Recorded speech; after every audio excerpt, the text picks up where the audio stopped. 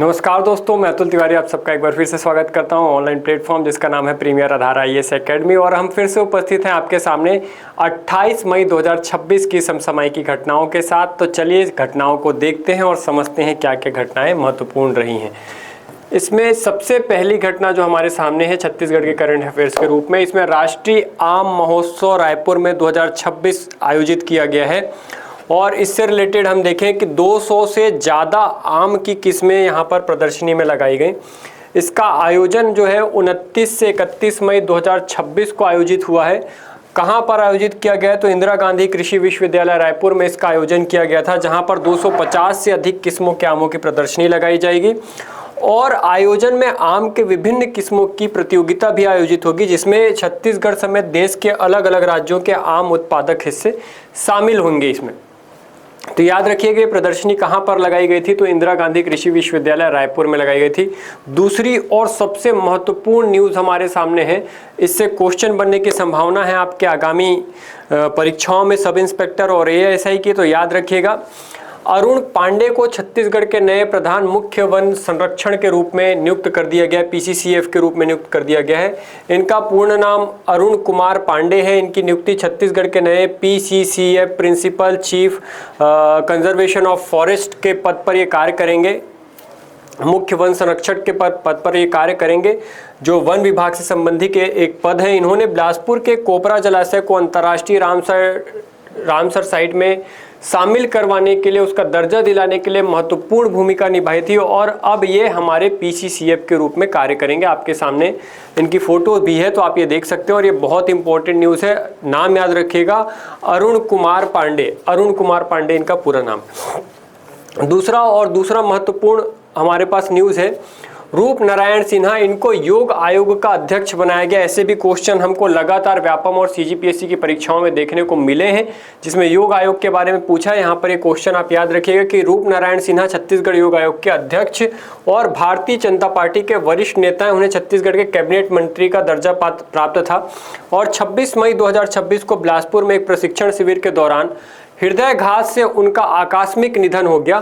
तो अभी वर्तमान में ये न्यूज़ काफ़ी वायरल थी, काफ़ी चर्चा में थी कि ये अध्यक्ष बनाए गए थे। और इसके बाद एक आयोजन के दौरान जो कि बिलासपुर प्रशिक्षण शिविर लगाया गया था, वहाँ पर उनकी मृत्यु हो गई। उनको त्वरित रूप से अस्पताल ले जाया गया, लेकिन बचाना क्योंकि संभव नहीं हो पाया, इसलिए ये एक दुखद घटना है हमारे सामने। तो याद रखिएगा कि रूप नारायण सिन्हा किस आयोग के अध्यक्ष थे? तो योग आयोग के अध्यक्ष थे, जिनका हाल ही में निधन हो गया है। ये निधन से संबंधित एक हमारे पास न्यूज़ थी।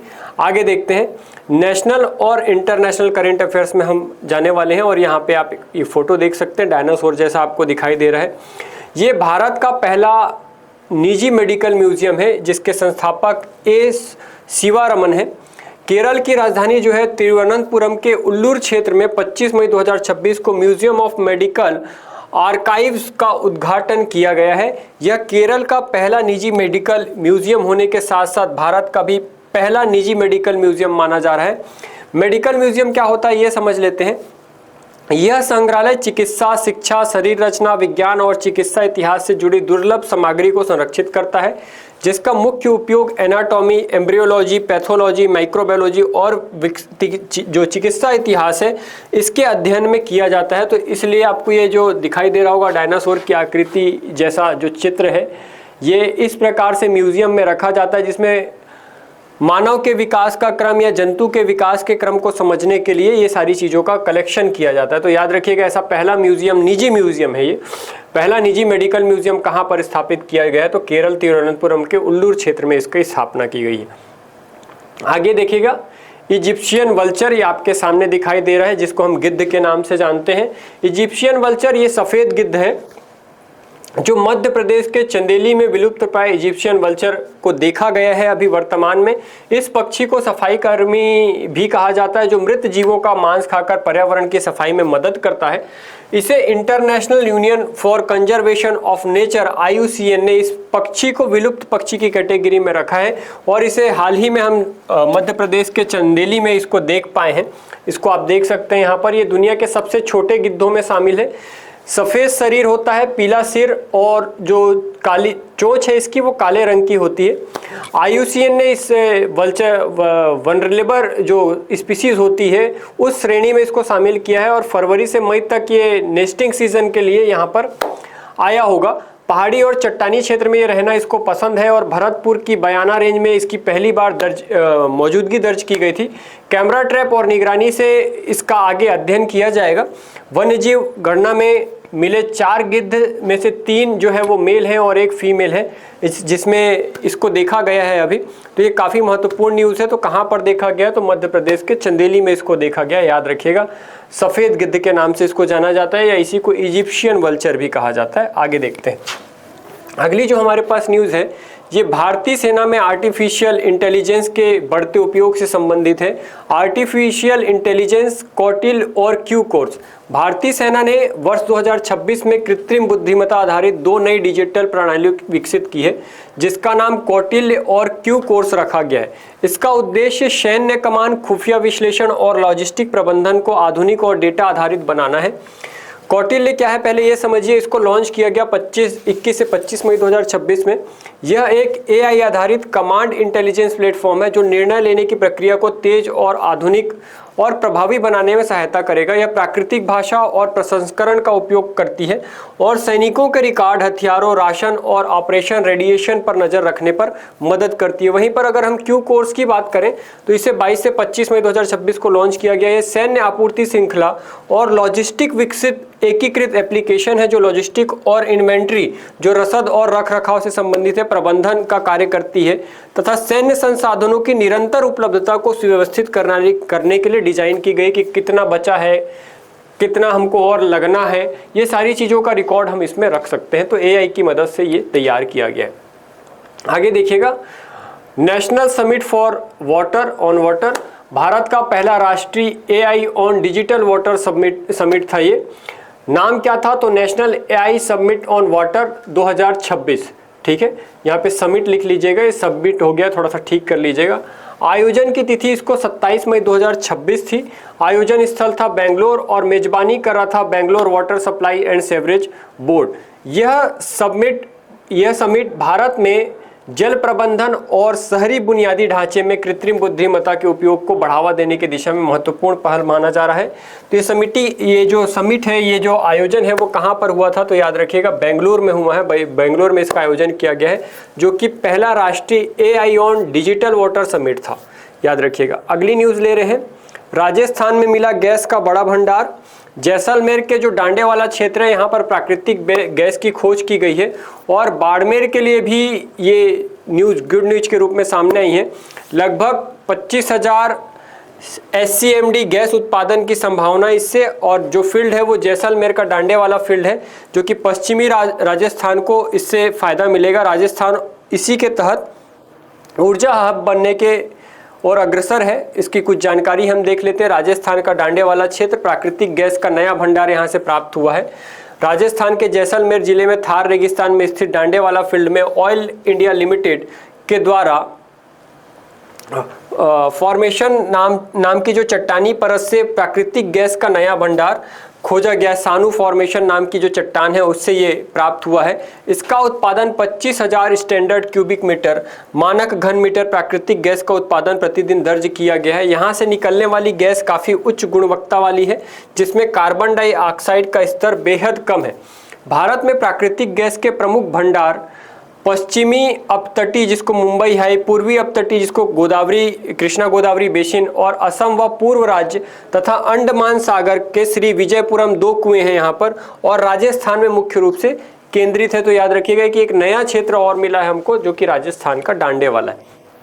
आगे देखिएगा, गुजरात, यहाँ से हमको नई खबर मिल रही है कि दुनिया की सबसे बड़ी जो बैटरी स्टोरेज परियोजना है वो यहाँ पर लगाई जा रही है।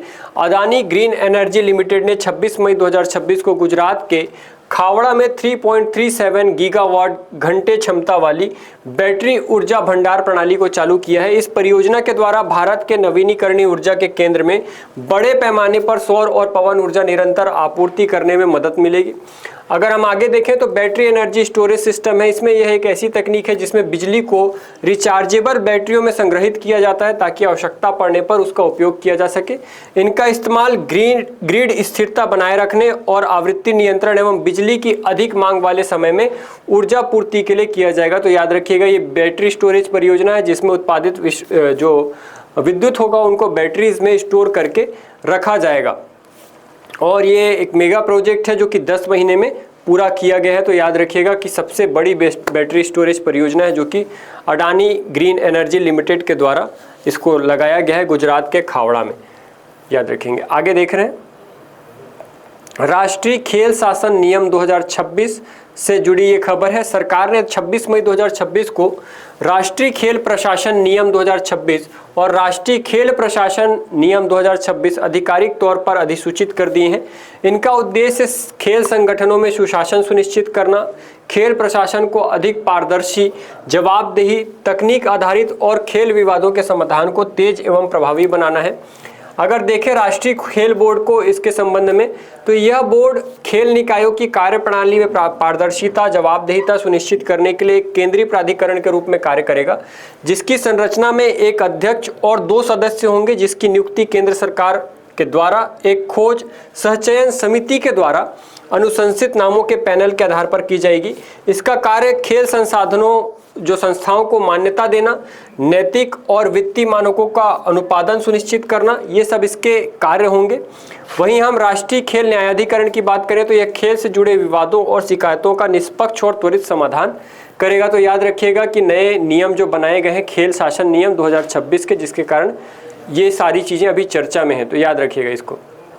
देख रहे हैं क्वाड्रिलेटरल सिक्योरिटी डायलॉग क्यों है चर्चा में, तो समझिएगा 26 मई 2026 को नई दिल्ली में क्वाड विदेश मंत्रियों की बैठक का आयोजन हुआ, जिसकी अध्यक्षता विदेश मंत्री एस जयशंकर ने की है। इसमें इंडो पैसिफिक सुरक्षा, समुद्री सहयोग, क्रिटिकल मिनरल्स, एनर्जी सिक्योरिटी जैसे मुख्य मुद्दों पर चर्चा हुई है।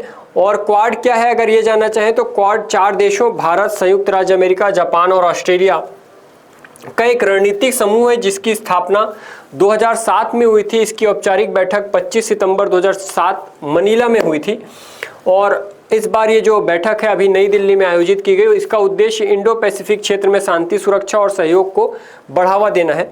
अगला देख रहे हैं चिराग उत्कृष्टता केंद्र, जिसका पूरा नाम centre for HR information system research and analytics in governance Chirag है। इसका उद्घाटन 25 मई 2026 हैदराबाद में किया गया। भारतीय रेलवे ने मानव संसाधन प्रबंधन, रेलवे कर्मचारियों को आधुनिक मानव संसाधन प्रबंधन प्रणाली से जोड़ना इसका जो है मुख्य उद्देश्य है और डिजिटल प्रशासन को मजबूत करने के उद्देश्य से चिराग नामक उत्कृष्टता केंद्र की शुरुआत की गई है। याद रखिएगा, चिराग उत्कृष्टता केंद्र की शुरुआत कहाँ से की है, हैदराबाद से, कहाँ पर, कब की गई है, तो 25 मई 2026 को की गई है। तो ये आज के महत्वपूर्ण जो है आपके सामने न्यूज़ थी, करंट अफेयर्स थे और ये पुस्तकें आपकी नज़दीकी शॉप पर उपलब्ध है। और 1 तारीख से आपके नज़दीकी शॉप में करंट अफेयर्स की बुक्स भी, जो कि मंथली करंट अफेयर्स की बुक हैं, ये आपको मिल जाएंगी, बहुत ही मिनिमम कॉस्ट पे मिल जाएंगी। तो 1 तारीख को आप इस बुक को ज़रूर परचेज़ कीजिए, जिसे हम महीने भर पढ़ेंगे और अंत में आपको ये बुक के रूप में दिखाई देगी। तो इसको ज़रूर पढ़िए और इसका फीडबैक ज़रूर दीजिए। और आज का ये वीडियो अगर आपको अच्छा लगा है और ये वीडियो में अगर आप चाहते हैं कि मैं कंटिन्यू करूं, तो अपने कमेंट और अपने सुझाव देना ना भूलें। ज़रूर बताएं मुझे कि आपको ये वीडियोस कैसी लग रही हैं। अगर आपकी हेल्प हो पा रही है तो मैं इसे ज़रूर कंटिन्यू बनाए रखूँगा। तो आप मुझसे जुड़े रहिए। आज के लिए इतना ही रखते हैं, फिर से जल्दी मुलाकात होगी। धन्यवाद। डियर व्यूअर्स, अपने एग्जाम की तैयारी को और बेहतर करने के लिए हमारे चैनल को लाइक, शेयर और सब्सक्राइब करना न भूलें।